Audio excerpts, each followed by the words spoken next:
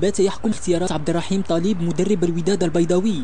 تطعيم الفريق بعناصر شابة، رهان تقني وفني له أبعاد، بداية من ترتيب أوضاع البيت الودادي من الداخل ومرورا بتطلعات البقاء في واجهة الأدوار الطلائعية. الهدف الاساسي عند عبد الربي مع نادي الوداد هو اولا نلعبوا على الادوار الطلائعيه، والهدف الثاني هو اقحام خلال طيله السنه هذه لاعبين شباب اللي عندهم مواصفات البدنيه التقنيه التكتيكيه والذهنيه وغيسيروا ايقاع البطوله الدرجه الاولى. والحمد لله ان هاد اللاعبين كلهم نجحوا لانهم كانوا توجدوا اصلا مع الفريق الوطني المغربي للشبان والامال، والان هم جاهزين باش يحملوا المشعل من الفريق الاول. العناصر الشابة لها كلمتها أيضا ومنظورها، والذي تحقق من خلال مشاركاتهم في المباريات.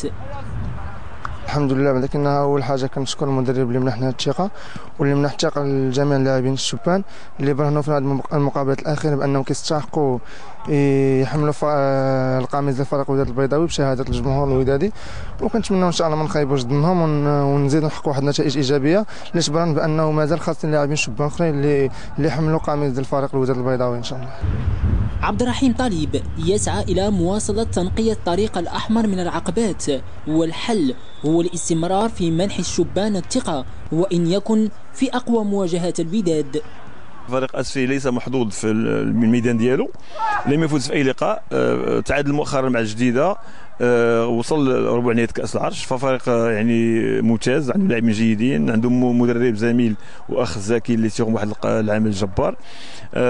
حنا نفس الشيء، الفريق غادي في واحد السكه الصحيحه من ناحيه النتائج والاداء، وغتكون مقابله اللي كنتمنى الجمهورين يتمتعوا بلقاء كبير. حوارات الوداد المقبلة هي من ستؤكد حسن تدبير عبد الرحيم طالب. الإبقاء على وهج الوداد مطلب وهدف أسمى، لكن الطريقة هي من ستقرر صحة ذلك.